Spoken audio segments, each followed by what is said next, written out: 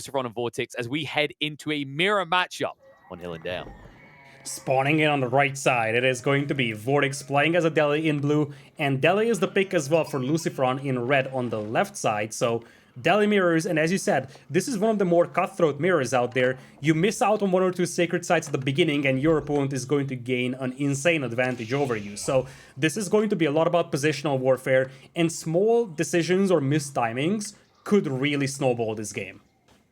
You know, I'd really love to see that just one of them whip out the Tower of Victory. Okay, I'm not even going to pretend that that'd be an insta throw. It would be a nice switch up. Could you imagine if we actually had two different landmarks in a mirror matchup at the beginning? It's never going to happen, but how about having both of those play with the Tower of Victory? Then it's not going to hurt anyone. Oh my god, can you imagine if they had a gentleman's agreement about that beforehand and then one of them broke the agreement? Ooh, I wouldn't want to be in that house on the next family meetup, whether it's Christmas or whatever else. Damn, you could feel the tension in the air in that situation. But hopefully we don't get that sort of awkward moment. I feel like VortiX and LucifroN, you know, that there isn't that grudge, right? I think there's a lot of love because we have to remember these guys, they compete against each other in the good old Warcraft and Starcraft days. So it's not like they're unfamiliar with the brotherly rival within a competitive environment. Yeah, that's exactly it, and they help a lot each other, of course, throughout the tournament. So up until this moment, they probably practice together very frequently, simply because, you know, as long as you don't know that you're up against your brother, you're just going to try to help him becoming better, and it also helps you become better. So part of the reason why they're both very successful and they're currently in the top 8 is because they help each other a lot. This being said, obviously, as we discussed at the beginning of this set, this is a very important set for both, because with Marine Lord being in that group and him being #1 seed, potentially striving to get that #1 spot in the group, there might only be one of these two brothers getting into the top 4 and the playoffs. So this is going to be a very cutthroat set over here. And as we see, both players are only operating with one scout in here. So this probably gives us the impression that they are aware of what the opponent is planning over here. They don't need as much information as they did in the first game.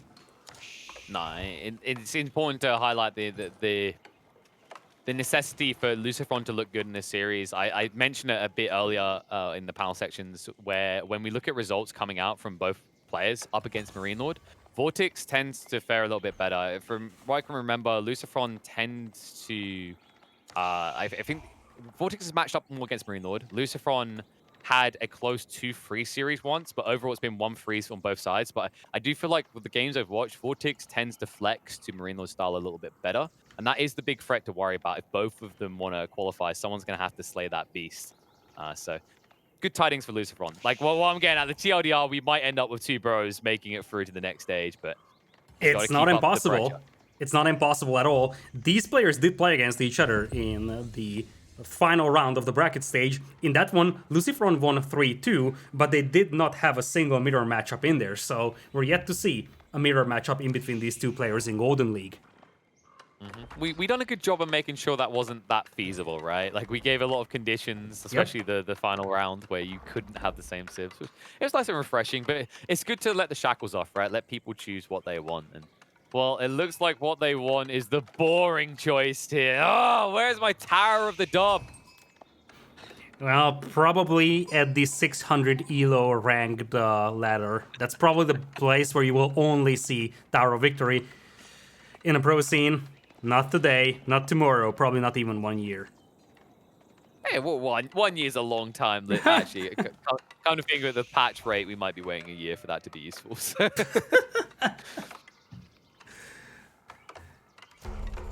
All right. Who got the edge here, actually? Like, on the research, we just double-check on VortiX. I think they're neck and neck in terms of research. Maybe VortiX had a slight edge in terms of getting those initial Mosque researches out. So I think this should bode well. So he went for Pi. He's a little bit ahead in that. I think Wheelbarrow is comparative as well. Yeah, so 30 sec. That's actually a pretty big lead for VortiX over here. 30 sec advantage to Piety. Obviously, he's going to cancel it and go for efficient production. Actually, no, he's going for sensitive, of course. He already has gotten efficient production.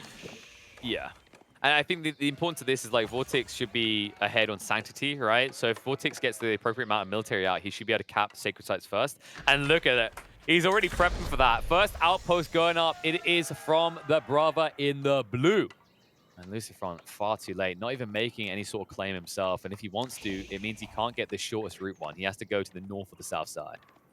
Yeah, that's exactly it. We do have a blacksmith up already though for LucifroN, so he's grabbing the range defense upgrade. He's preparing for archers coming from the opponent and a second blacksmith coming in. So the two brothers, they will deviate in their build order. As you see, VortiX is delaying his blacksmith. The first one is just now coming in. Stone mining on the way, probably for emplacements on that tower, maybe even fortifications. I actually like this from VortiX. Like, I prefer this. Like, the importance of these outposts cannot be like oversold. Right? It's ridiculously valuable in this matchup. We already highlighted that Sacred Sites will be the difference maker, and for similar cost to what you just invested in the blacksmiths, he's going to get 2 Sacred Sites secured. You're unlikely to have a solution to that anytime soon. That's exactly it. Not a lot of army on the battlefield for either player right now. LucifroN has no military units, well, if you exclude the scout and the 2 scholars. Same thing for VortiX, so it's about the positional warfare right now, but obviously VortiX is gonna have those towers up, and that's where having just 1 scout for LucifroN comes into play. It's much more difficult to intercept those villagers moving for those towers when you only have 1 scout. And another thing I actually love about watching a Delhi mirror matchup on this type of map is that when we look on Hill and Dale, we often think hyper late game. Like, say you had China on China, you start talking about the generation of the wood lines and who has more gold and all this sort of stuff. The interesting part about the Delhi is I feel like we rarely ever reach that point, right? There's so much pressure around the sacred sites that someone very clearly takes the lead around the 20-25 minute mark. So expect this to get very aggressive very fast in this mirror matchup. Yeah, that's exactly it. And VortiX is securing those sacred sites, so that is going to help with the gold income very soon. Horsemen are now popping out for LucifroN. And in this scenario, VortiX, he might need to go for a couple of spearmen to get those scholars out there to capture the sacred sites, because VortiX has the foothold on those sacred sites, but you have to somehow get your scholars out to cap those. Yeah, and it's going to be difficult for any red scholars to make their way here. It looks like actually finding an interception. About damn time. LucifroN moves out in the northern one. Will stop a 3rd outpost going up, but that is still 2 sacred sites that are easily achievable for VortiX. It's all a question of whether LucifroN can now maintain mid-flow with these horsemen, because while the scholars can be safe once they arrive at the sacred sites, they have to get there first. Yeah, we saw barracks coming out for VortiX, so he's gonna have 1 or 2 spearmen out there. He should pop into that barracks and grab efficient production. Well, he already has efficient production, but boost the production here so he can get a couple of those units out quickly, and then he can move out with the scholar. Upgrades are finishing up for both players over here, so as you said, this is going to get very aggressive very soon, because now the players will have all those juicy technologies. So lumberjacking upgrade, mining upgrade as well. They already have the wheelbarrow, they'll have the food gathering upgrade, so suddenly there's going to be a surplus of resources that they can use to turn that into military. Yeah, that's what I love about watching these Delhi matchups, is when you look at the bar at the top and you just see all the researchers being researched into. Like, what the hell is going on here? It's Delhi, they get it for free. Just takes a very long time, so you get all the pretty bars going. And some pretty torches being thrown into the outpost, but not enough just yet. The good news for LucifroN, you can heal.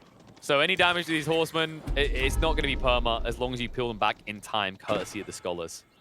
And there's the fortification coming in. Gotta love that, because it is going to make it so much more difficult for those horsemen to do damage to those towers. It looks like it is going to be 2 sacred sites as opposed to 1. Well, given the fact that VortiX can get those scholars to those sacred sites, because right now his army is exclusively spearmen, just now dropped an archer range. It looks like we have a raid coming in here. I like this. This is smart. Like, you can't deal with the spearman straight up, so instead he just looks to harass the eco line without even really harassing it, right? He's slowing down VortiX, and that's the worst case situation on the wood line. Like, look at his wood right now. He's spending all of it. So he doesn't have surplus in reserve because of this heavy investment in the outpost with the upgrades, on top of the fact that he's trying to push so many spears. Yeah, that's exactly it. And this is going to pin VortiX inside his base. It's going to be annoying to deal with. He's going to have to keep pursuing those. And that could open up opportunities for LucifroN to start pushing those sacred sites potentially. 2 versus 1 is the sacred site countdown. And the problem is that we have an insane resource bank for VortiX. And this is not something that we talked about just yet. VortiX is getting close to Castle Age, which is ludicrous. It's absurd how quickly he's done this, and it's deceptive as well because he's showing just enough spearmen. I feel like LucifroN's vision is somewhat lacking, so he doesn't realize what's about to happen. He's probably going to clock it in the next 20 seconds before the tech up is complete, but VortiX will be halfway up to Castle by then, and then you're in trouble town because you still haven't even addressed these sacred sites. How are you going to address Castle Age? Yeah, that's exactly it. Those towers are going to be a pain to remove. And now it looks like LucifroN is moving out towards those sacred sites. He's gonna try and decap the one in the middle. VortiX lacking gold though. This is the only saving grace here for LucifroN. And if he gets rid of that tower, the way into the base of VortiX is open, and a timing push could be a possibility over here. Look at that. Scholar is now running back and forth, and that is the healing trick that LucifroN is using. Perfect micro. It's so silly to watch. I mean, thank God they got rid of herbal medicine and feudal age, but it's still so strong we got this many scholars. And this is the thing, because he hasn't been harassed at all by VortiX, because there's no counterattack, he now understands. He perfectly understands that Castle Age is underway for VortiX, but it allows LucifroN to build up a feudal force and maybe end this game before VortiX can realize his full potential. Why? Because you're the Delhi. You don't really control the flow of Castle. Once you arrive in it, any tech-up advantages take ages to come through. That's exactly it. The power spike is just a distant dream here for VortiX. And the thing is that now that LucifroN is going to have those two sacred sites, his resource income is also going to skyrocket. You see, Vows are now coming up for VortiX, but that's a sign that he's potentially going to lose all three sacred sites. And behind this, LucifroN is also bagging up resources. He's going to be behind in Castle Age timing by, let's say, a minute and a half at maximum. But his standing army is so much more powerful. 16 horsemen and 14 archers against just 5 archers and 7 spears. Yeah, it counts everything the VortiX has by what you just listed off. On top of that, he's got combat scholars, right? Healers on the front line, and that means that VortiX can't even have that as his edge in the defensive. But it looks like for now, LucifroN a little bit hesitant. He is going to be behind on that castle up, as you mentioned, but midfield control being maintained, and it looks like he's going to eliminate the other sacred site. I like this play as well. This is something amazing that players have started to identify, is the sacred site victory condition on King of the Hill. Force your opponent off the high ground before he's prepped. And the amazing thing about the changes they made to King of the Hill is you do have to come off the high ground a lot quicker because you only have one fat wood line on the hill now. That's exactly it. Looks like it is going to be VortiX coming off the hill indeed. Not a lot of fortifications here for LucifroN to secure that sacred site in the middle. So sure enough, he has it under his control right now, but he doesn't have a tower to protect it with. VortiX starting to pick up the relics as well while he's there. But all three sacred sites will be neutralized, and now LucifroN can start capping those for himself, which means that VortiX's gold income isn't going to be spectacular anymore. Nah, and he hasn't really switched people over that gold. Like, he's going to be a little bit stretched. This is where the economical advantage can start to swing hard and fast. And VortiX, like, you need to be careful. Marching this baby force out into no man's land, it might not come back to its loving children and mothers waiting at home for it. Because the amount of horsemen could just run it through. But it looks like it's good timing. VortiX uses this to pick up 2 of the relics and look to bank fast here. And LucifroN, much slower to do the same. Warlord coming out on the north side. He's like, wait, hold a sec. No. That doesn't work like both that. Kelly, but I'm not one of you. It's 2 relics versus 2, so it is going to be rather even. Where's the 5th relic at, though? That's the big question. It's on the north, so that is an edge to VortiX over here. Still 2 sacred sites, though, for LucifroN, and that's going to help a lot, massing this army over here. Men-at-Arms switch now in for VortiX. Not a single crossbowman out there, though, for LucifroN, but he's going to have the horsemen harassing the back once again. And that's what I'm worried about. With the Lance come out to hold the defense for now, it feels like VortiX has lost full flow over the mid section of the map. As opening up, you'll see VortiX now with the pull to put down a secondary wall just as they breach through just in time. However, there's still a concern behind this. Look what they're running past there. Berries that you are very much going to be in need of because VortiX doesn't have that much in the way of food left on his high ground. And he's just confined into his base over here. And as you said, with the new version of Hill and Dale, you do have to come off your hill over here. You can't just camp on it. And behind this one, LucifroN is going to have access to all his berries. He's still controlling 1 sacred site, is being decapped right now. But VortiX is so much cornered right now. And you get the feel that once LucifroN is able to stabilize back at home, which apparently he is successful doing right now, he's going to start moving out for those sacred sites. And VortiX doesn't have the army right now to contest those. No, and the problem is VortiX, he's just walling himself in. He's very much a wall enthusiast, but LucifroN, you see, just doesn't care because he has such great flow over the midfield. It really is impressive the way that he's transitioned his army. Yes, VortiX beat him on the tech up, but like we already highlighted, you're the Delhi. It's not the same. It takes longer to realize your advantage, and that extra time researching is time that you're not building units out of a specific structure. That's what crippled him so hard and allowed LucifroN to maintain control on this map. Beautiful micro once again by LucifroN. He picked off most of those spears. There is 1 sacred site right now under the control of VortiX. but that could soon be decapped as well. Army numbers, much better for LucifroN, 1.5 times the size of his opponents. But the main concern is that food income, look at that. 500 per minute for VortiX, and I'm not exactly sure how sustainable that is against 1,000 from the opponent per minute. Wait, can we check LucifroN's House of Learning? There's something that's got me a little bit worried right now. I don't think he is... He's grabbing it. Okay, he is. Okay, it just wasn't showing it in the UI. I was getting a little bit perplexed. I've seen it before, Lida. It breaks my heart, especially in mirror matchup. So thank goodness we're not going to have that problem. But oh, speaking of problems, look who's in just as you're building a secondary TC. VortiX with the ultra greedy play. This is not a good time, my friend. Not at all. The flooding, look at them splitting up to look for clues. They're going to massacre the villagers. So it's a good thing you've got this secondary town center because you're going to need every single person you can get at the end of this fight. Oh, that is such a terrible scenario for VortiX to be in, because the thing is that it's going to take so much time to capitalize on that second town center, and it leaves you vulnerable against counterattacks like this. Villagers getting picked off left and right. Villager count eventually is going to be in the favor of VortiX, but LucifroN is going to be more than happy. It's not. Oh my god, look what LucifroN done in the bottom corner.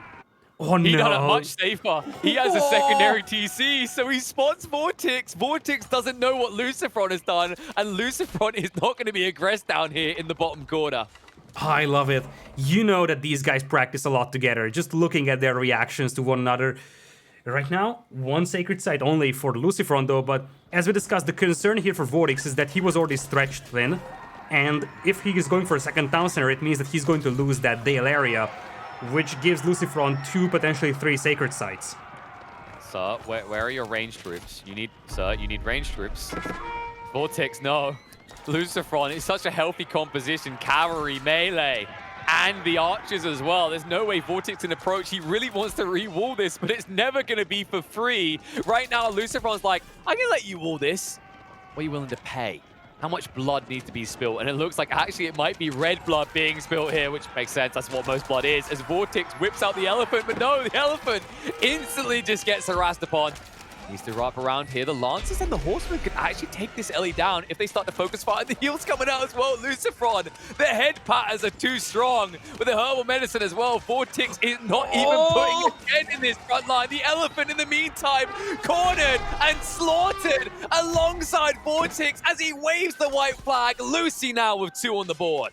What a play by LucifroN, and I mean, as you said, the reaction to that secondary town center instantly dropping his own, but it was about this clinical fight in the end that is just heartbreaking for VortiX. VortiX was hoping that he's gonna be able to repel this army with that elephant, then revolt and then capitalize on that second TC, but all those hopes were shattered by LucifroN. Perfect fight over here, got the surround on the elephant, and LucifroN just killed the elephant before VortiX was able to save it.